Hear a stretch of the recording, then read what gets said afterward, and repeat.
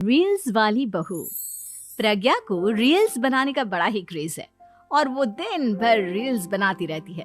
खाते पीते घूमते फिरते घर में कॉलेज में रील्स बनाने के कारण प्रज्ञा पूरे कॉलेज में हाईलाइटेड है।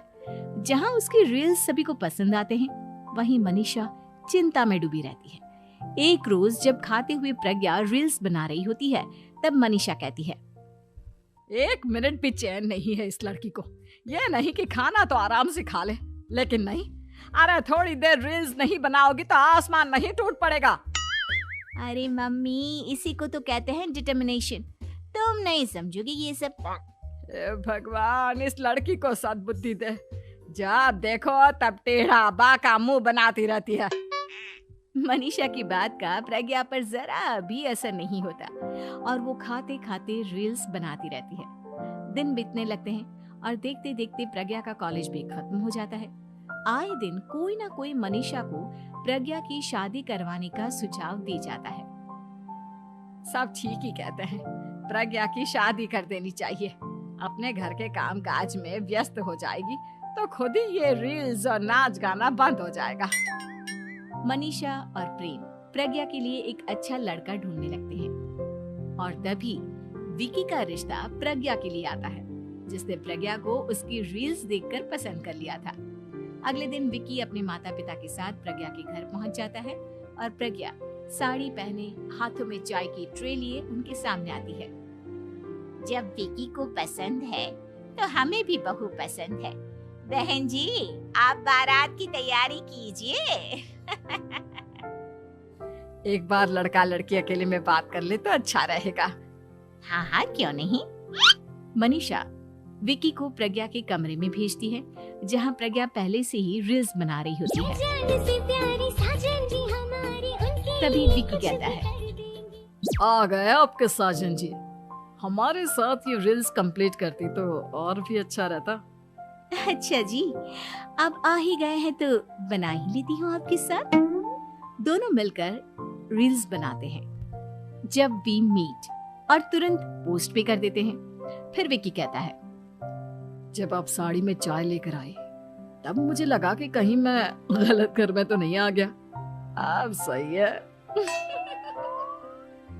दोनों की शादी पक्की हो जाती है और शादी के दिन भी प्रज्ञा रील्स बनाने से चूकती नहीं। यहाँ तक कि बारात के समय भी नाचते हुए रील्स बनाती है। सभी लोग प्रज्ञा की तारीफ के पुल बांध देते हैं और प्रज्ञा नाचती गाती अपने ससुराल चली जाती है। सब कुछ अच्छा चल रहा होता है। प्रज्ञा यहाँ भी दिन भर हर चीज की रील्स बनाती रहती है। लेकिन कुछ दिनों के बाद जब सुनीता कहती है, बहू, ये रील्स के साथ साथ कुछ काम भी कर लिया करो। वैसे तुझे और क्या क्या बनाना आता है? मम्मी जी, वैसे तो सब कहते हैं कि मैं सब कुछ अच्छा बनाती हूँ, लेकिन मुझे लगता है कि मैं मैगी अच्छा बना लेती हूँ। हाँ, कॉफी भी अच्छा बना लेती हूँ और मुंह तो सबसे अच्छा बना लेती हूँ। हैं? अच्छा अच्छा। सुनीता अपना माथा पकड़ लेती है और कहती है, बहू, कुछ खाना बनाना भी सीख लेती। मम्मी जी, मैं लंबी प्लानिंग कर रही हूँ। जल्दी ही मैं इतनी फेमस हो जाऊंगी कि मुझे पैसे मिलने लगेंगे। हम दोनों सास बहू राज करेंगे, राज।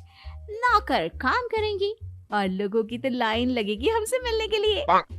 तेरा दिमाग खराब हो गया है क्या बहू? हंसी मजाक तक ठीक है, लेकिन इस तरह घर नहीं चलते।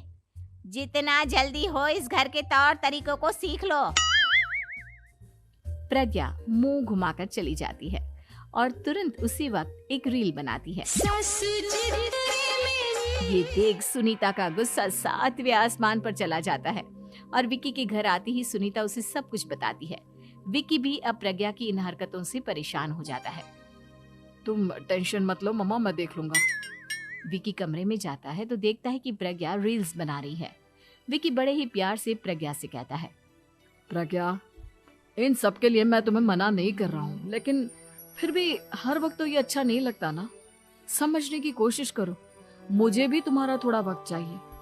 मैं जब ऑफिस से आता हूँ तो मुझे समय देने की जगह इसी में लगे रहते हो। तुम ज्यादा ही सोच रहे हो। तुम भी मेरे साथ रील्स